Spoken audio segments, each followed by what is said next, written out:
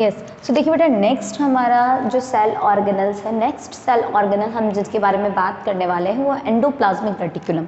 अब बच्चों endoplasmic reticulum क्या होता है? तो it is a network of tubules. ठीक है, एंडोप्लाज्मिक रेटिकुलम किसे कहते हैं बच्चों? ये बहुत सारे ट्यूब्यूल्स, बहुत सारे ट्यूब्स के नेटवर्क्स बने हुए रहते हैं सेल के अंदर। उसी स्ट्रक्चर को हम क्या कहते हैं? Endoplasmic reticulum. इसका काम क्या होता है बच्चों?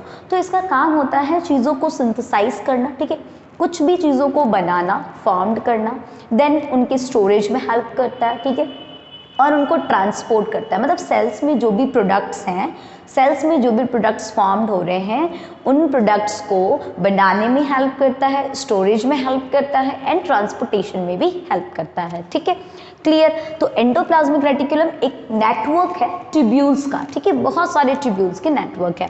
अब बेटा देखिए, जो एंडोप्लाज्मिक रेटिकुलम है ना, ये एंडोप्लाज्मिक रेटिकुलम दो तरीके के होते हैं। ठीक है, एक हमारा होता है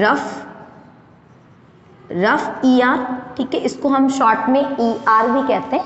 तो एक होता है हमारा रफ ईआर और एक होता है हमारा स्मूथ ईआर। ठीक है, ठीक है, जिसको हम सॉफ्ट ईआर भी कह सकते हैं। क्लियर? तो दो तरीके के हमारे एंडोप्लाज्मिक रेटिकुलम होते हैं, दो तरीके के रेटिकुलम होते हैं।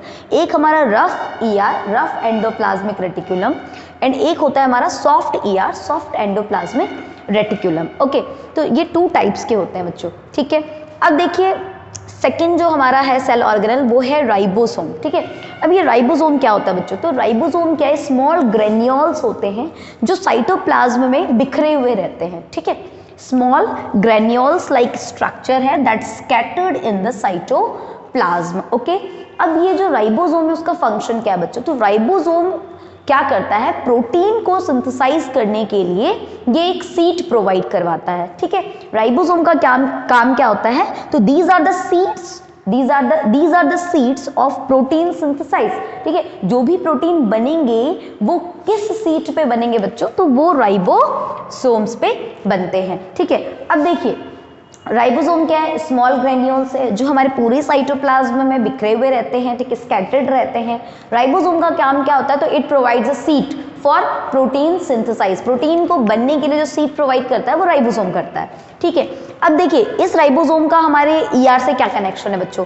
तो ईआर क्या है हमारा? Networks of tubules. ठीक है, बहुत सारे ट्यूब्स के नेटवर्क्स बने हुए हैं जिनको हम ईआर कहते हैं, एंडोप्लाज्मिक रेटिकुलम कहते हैं। ठीक है, अब ये जो ईआर है वो हमारे दो तरीके के हैं, एक रफ ईआर है और एक स्मूथ ईआर है।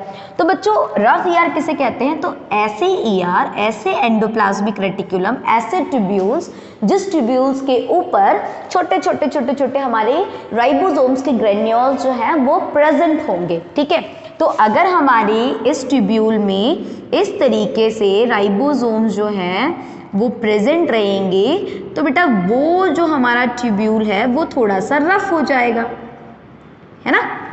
ठीक है, मतलब ये जो ट्यूब्यूल्स लाइक स्ट्रक्चर है उसको हम कहते हैं, जो हमारे जो ट्यूब्स हैं, मतलब जो एंडोप्लाज्मिक रेटिकुलम है, इसके ऊपर जैसे ही मैं राइबोसोम्स जो है ना, राइबोसोम्स जब इस पे जाकर चिपक जाएगा, ठीक है, जब राइबोसोम इसके ऊपर स्टक हो जाएगा तो ये जो हमारा ट्यूब का जो सरफेस हो जाएगा बेटा वो रफ हो जाएगा ना। इसीलिए हम इस तरीके के एंडोप्लाज्मिक रेटिकुलम, इस तरीके के ट्यूब्यूल को हम क्या बोलेंगे? रफ ईआर बोलेंगे। क्या बोलेंगे? Rough ER. तो बच्चों देखिए, अब इस ट्यूब्यूल के ऊपर राइबोसोम है और राइबोसोम का काम क्या होता है? तो राइबोसोम का काम होता है कि वो प्रोटीन को सिंथेसाइज करने के लिए सीट प्रोवाइड करता है। तो बेटा रफ ईआर का फंक्शन क्या हुआ? तो रफ ईआर में राइबोसोम्स हैं, राइबोसोम्स के कारण ही तो वो जो हमारा एंडोप्लाज्मिक रेटिकुलम है वो रफ बना। ठीक है, और राइबोसोम का काम है प्रोटीन को सिंथेसाइज करने के लिए सीट प्रोवाइड करना। तो बेटा जो रफ ईआर होंगे वो क्या करेंगे? वो प्रोटीन को सिंथेसाइज करने में हेल्प करेंगे। प्रोटीन जो बनेगा हमारे सेल में, जो प्रोटीन बनते हैं दूसरे सेल्स के लिए, वो प्रोटीन जो है वो कहाँ बनते हैं? किस पार्ट में बनते हैं? तो वो हमारे रफ ईआर में बनते हैं। ठीक है, क्लियर? चीज समझ में आई? Rough ER, rough endoplasmic reticulum क्या होता है? तो ऐसे ट्यूब्स जिनके ऊपर क्या स्टिक हो? राइबोसोम्स स्टिक हो जाते हैं। ठीक है, और राइबोसोम्स क्या होते हैं? तो राइबोसोम स्मॉल ग्रेन्यूल्स होते हैं। कहाँ स्कैटर्ड होते हैं? पूरे साइटोप्लाज्म में स्कैटर्ड होते हैं। काम क्या होता है? तो it provides a seat for protein synthesize. तो इस हिसाब से हमारा जो रफ ईआर है उसका काम क्या हुआ बेटा, तो रफ ईआर का फंक्शन हुआ प्रोटीन को बनाने का, ठीक है। तो प्रोटीन जो है वो बनाने का काम कौन करता है, हमारा रफ ईआर करता है, ठीक है, रफ एंडोप्लाज्मिक रेटिकुलम। अब बेटा ये जो सॉफ्ट या स्मूथ ईआर है ये किसे कहेंगे, तो ऐसे एंडोप्लाज्मिक रेटिकुलम जिन एंडोप्लाज्मिक रेटिकुलम के ऊपर हमारे राइबोसोम्स स्टिक नहीं होते हैं, ठीक है। तो इनका सरफेस कैसा हो जाता है, सॉफ्ट स्मूथ, ठीक है, इसीलिए हम इस ईआर को क्या बोलते हैं, स्मूथ ईआर बोलते हैं। अब बेटा इसका भी तो कुछ फंक्शन होता होगा ना, जैसे रफ ईआर का काम है प्रोटीन को सिंथेसाइज करना, तो स्मूथ ईआर का काम क्या है बेटा, तो स्मूथ ईआर जो है वो हमारे लिपिड का फॉर्मेशन करता है। किसका फॉर्मेशन करता है, ये लिपिड को बनाता है, ठीक है, ये लिपिड फॉर्मेशन करता है। ओके क्लियर, समझ में आ रही है चीज। अब लिपिड क्या है बेटा, तो लिपिड क्या है, फैट का सिंपलेस्ट फॉर्म, ठीक है। ओके तो लिपिड को सिंथेसाइज करने का काम कौन करता है, स्मूथ ईआर, और प्रोटीन को सिंथेसाइज करने का काम कौन करता है, हमारे रफ ईआर, ठीक है क्लियर। और रफ ईआर को हमने रफ क्यों बोला, क्योंकि जो हमारे एंडोप्लाज्मिक रेटिकुलम है इनका सरफेस कैसा हो जाता है, रफ हो जाता है। किसके कारण हो जाता है, तो हमारे जो एंडोप्लाज्मिक रेटिकुलम है इसके ऊपर हमारे राइबोसोम्स जो होते हैं वो स्टिक हो जाते हैं, चिपक जाते हैं, है ना। तो जब राइबोसोम्स, जिन एंडोप्लाज्मिक रेटिकुलम के ऊपर राइबोसोम्स बने हैं वो हमारे रफ ईआर हैं, और जिन एंडोप्लाज्मिक रेटिकुलम के सरफेस के ऊपर राइबोसोम प्रेजेंट नहीं है, एब्सेंट है राइबोसोम, तो वो हमारा ईआर स्मूथ ईआर होगा। और स्मूथ ईआर का काम होगा लिपिड का सिंथेसाइज करना, और रफ ईआर का काम होगा प्रोटीन को सिंथेसाइज करना, ठीक है। ये जो दिख रहा है ना हमें, ठीक है, ये वाला देखिए। अब ये जो बहुत सारे नेटवर्क्स ऑफ ट्यूब्स होते हैं, ठीक है, अब इस ट्यूब के ऊपर मैंने यहाँ पे इन ट्यूब्स के जो सरफेस है वो रफ है ना बच्चों, ठीक है, तो इसलिए इसको क्या बोला हमने, रफ एंडोप्लाज्मिक रेटिकुलम। अब कुछ ट्यूब्स ऐसे भी होंगे जिनके ऊपर राइबोसोम्स नहीं होंगे, तो उनका काम होगा लिपिड को फॉर्म करना, ठीक है। लिपिड क्या होता है, तो लिपिड जो है वो फैट का सिंपल फॉर्म है। समझ में आ गई चीज, यस। सो देखिए बेटा नेक्स्ट हमारा सेल ऑर्गेनल क्या है, नेक्स्ट सेल ऑर्गेनल है हमारा गोल्जी बॉडी या गोल्जी एपरेटस, ठीक है। अब बेटा ये जो गोल्जी बॉडी है या गोल्जी एपरेटस है ये किसकी बनी हुई रहती है, तो बेटा ये जो है हम अगर सेल के अंदर देखें तो ये हमें बहुत सारे ट्यूब्यूल्स से मिलकर ये बनती है, ठीक है, बहुत सारे ट्यूब्यूल्स से मिलकर ये फॉर्म्ड होती है। ओके तो these are made up of tubules and vesicles, ठीक है, बहुत सारे ट्यूब्यूल्स और वेसिकल्स से मिलकर बनती हैं। इनका काम क्या होता है बेटा, तो इनका काम होता है कि ये केमिकल सब्सटेंस को सिक्रीट करते हैं, ठीक है, केमिकल सब्सटेंस लाइक हॉर्मोन्स हैं, ठीक है, लाइक प्रोटीन है, एंजाइम्स हैं, डिफरेंट एंजाइम्स को भी ये सिक्रीट करते हैं। उसके बाद इनका एक और काम होता है बेटा, ये क्या करते हैं ना, प्रोटीन की पैकेजिंग में भी हेल्प करते हैं, ठीक है, प्रोटीन की पैकेजिंग और लिपिड की पैकेजिंग भी ये करते हैं, और उसके बाद फिर पैकेजिंग करके उसको ट्रांसपोर्ट करते हैं, ठीक है। जो नेक्स्ट जो हमारा सेल ऑर्गेनल है वो है सेंट्रोसोम्स, ठीक है। सेंट्रोसोम्स क्या होता है बच्चों, तो सेंट्रोसोम जो है वो सिर्फ और सिर्फ, सबसे पहली चीज़ तो ये कि सिर्फ और सिर्फ ये एनिमल्स में ही फाउंड होते हैं, मतलब जो एनिमल के जो सेल होते हैं एनिमल सेल्स में ही ये फाउंड होते हैं, ठीक है। तो सेंट्रोसोम्स जो है वो सिर्फ और सिर्फ एनिमल्स में ही फाउंड होते हैं। ये जस्ट हमारा जो न्यूक्लियस होता है, न्यूक्लियस के जस्ट नियर लोकेटेड होता है, ठीक है, मतलब इनका जो लोकेशन अगर आप देखेंगे सेल में ढूंढोगे आप सेंट्रोसोम कहाँ है, तो बेटा सेल के अंदर जो न्यूक्लियस है, न्यूक्लियस के जस्ट पास में हमारे सेंट्रोसोम जो है वो लोकेटेड रहते हैं, और ये केवल और केवल एनिमल सेल में पाया जाता है। इनका काम क्या है बच्चों, तो ये हेल्प करते हैं सेल डिवीजन के लिए, ठीक है, तो it involve in the cell division. Okay so located near the nucleus and it involved in cell division and found only in the animal cells। समझ में आ गई चीज, ठीक है, एनिमल सेल्स में ही मिलेंगे, न्यूक्लियस के जस्ट पास में लोकेटेड होते हैं, ठीक है, और उसके बाद इनका काम क्या है, तो ये सेल डिवीजन में ये इन्वॉल्व होते हैं, ठीक है, सेल डिवीजन करने में ये हेल्प करते हैं। ओके समझ, सारे जितने भी हमारे सेल ऑर्गेनल्स थे उनके बारे में हमने डिस्कस कर लिया। ओके ठीक है, अब हम देख लेते हैं कि प्लांट सेल और एनिमल सेल इन दोनों में क्या डिफरेंस है, ठीक है। कौन कौन से डिफरेंस हैं हमारे प्लांट सेल में और एनिमल सेल में, ठीक है। हम कंपेयर करते जाएंगे प्लांट सेल को एनिमल सेल से, ओके। सबसे पहले हम देखते हैं, हमसे पहला जो हम पैरामीटर लेते हैं वो है हमारी साइज, ठीक है। तो देखिए साइज की बात की जाए बच्चों, तो जो प्लांट सेल्स हैं वो लार्जर इन साइज, ठीक है। प्लांट सेल जो होते हैं वो बहुत बड़े होते हैं, ठीक है। उनकी जो साइज होती है, प्लांट सेल की जो साइज होती है वो काफ़ी बड़ी होती है, लार्जर इन साइज। वहीं अगर हम बात करें एनिमल सेल की, तो एनिमल सेल की जो साइज होती है वो छोटी होती है as compare to plant cell की, ठीक है। तो साइज की बात की जाए तो plant cell are larger in size, ठीक है, and animal cell are smaller in size, ठीक है। तो सबसे पहला पैरामीटर जो हो गया वो हमारा साइज। सेकंड जो पैरामीटर लेंगे वो हम लेंगे सेल वॉल, ठीक है।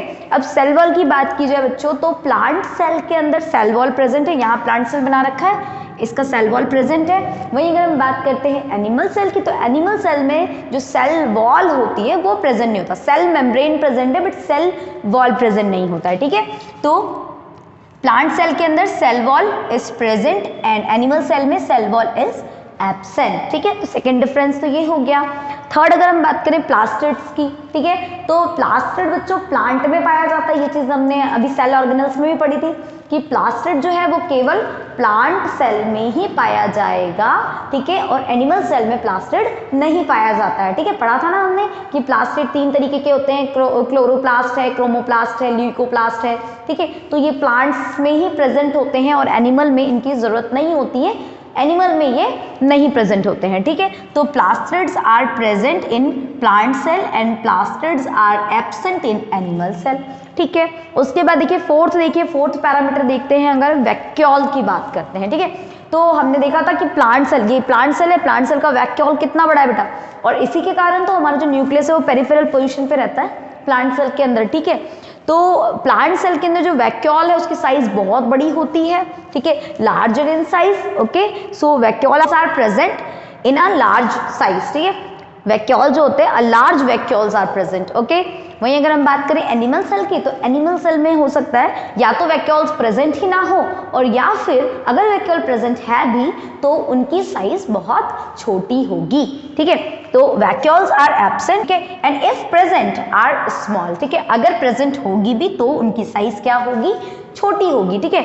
और प्लांट सेल के अंदर वैक्यूल बहुत बड़ी साइज का होता है, ठीक है, और most of the space covered by the vacuoles, ठीक है। बहुत ज़्यादा जो स्पेस है सेल का वो वैक्यूल से ही कवर हो जाता है, ठीक है। उसके बाद हम फिफ्थ पैरामीटर पे आते हैं, सेंट्रोजोम, ठीक है। तो बेटा सेंट्रोजोम अभी देखा हमने, सेंट्रोजोम सिर्फ और सिर्फ प्लांट सेल्स में ही अभी देखा हमने कि सेंट्रोजोम जो है वो सिर्फ और सिर्फ एनिमल सेल्स में ही पाए जाएंगे।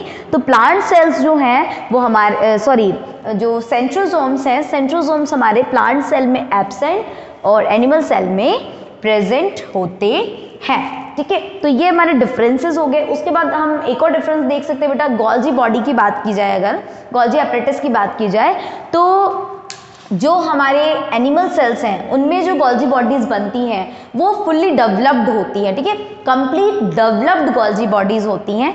वहीं अगर हम बात करें प्लांट सेल की, तो प्लांट सेल के अंदर उतनी कंप्लीट डेवलपमेंट नहीं होती गोल्जी बॉडीज की, ठीक है। आपको कंप्लीट गोल्जी बॉडी नहीं देखने को मिलता है, ओके। वहीं अगर हम बात करें एनिमल सेल में, तो एनिमल सेल के अंदर फुल डेवलप्ड गोल्जी बॉडी देखने को मिलती है, ठीक है। समझ में आ गई चीज़। तो ये कुछ हमारे बेसिक डिफरेंसेस हैं प्लांट सेल में और एनिमल सेल में, ठीक है। साइज प्लांट सेल में क्या होगी, बड़ी होगी, एनिमल सेल की छोटी होगी। सेल वॉल प्लांट सेल के अंदर प्रेजेंट होगा, सेल वॉल एनिमल सेल में एब्सेंट होगा। प्लास्टिड की बात की जाए तो प्लास्टिड जो है वो प्लांट सेल में प्रेजेंट होंगे, एनिमल सेल में एब्सेंट होंगे। वैक्यूल की बात की जाए तो वैक्यूल बच्चों, प्लांट सेल का वैक्यूल जो होगा वो बड़ा होगा, ठीक है, साइज उसकी बड़ी होगी और ज़्यादा जो स्पेस है सेल का, ज़्यादातर जो स्पेस है वो हमारा वैक्यूल से ही कवर हो जाएगा, ठीक है। वहीं अगर हम बात करें एनिमल सेल की, तो एनिमल सेल में वैक्यूल या तो एब्सेंट होगा और या फिर अगर प्रेजेंट भी है तो उनकी साइज बहुत छोटी होगी, ठीक है। सेंट्रोजोम्स की बात करें तो सेंट्रोजोम्स जो है वो सिर्फ और सिर्फ एनिमल सेल में ही पाया जाएगा, प्लांट सेल में एब्सेंट, ठीक है। तो ये हमारे क्या हो गए डिफरेंस, ठीक है। तो डिफरेंस समझ में आ गई चीज़, ठीक है। डिफरेंस तो हमें समझ में आ गया प्लांट सेल और एनिमल सेल, ओके।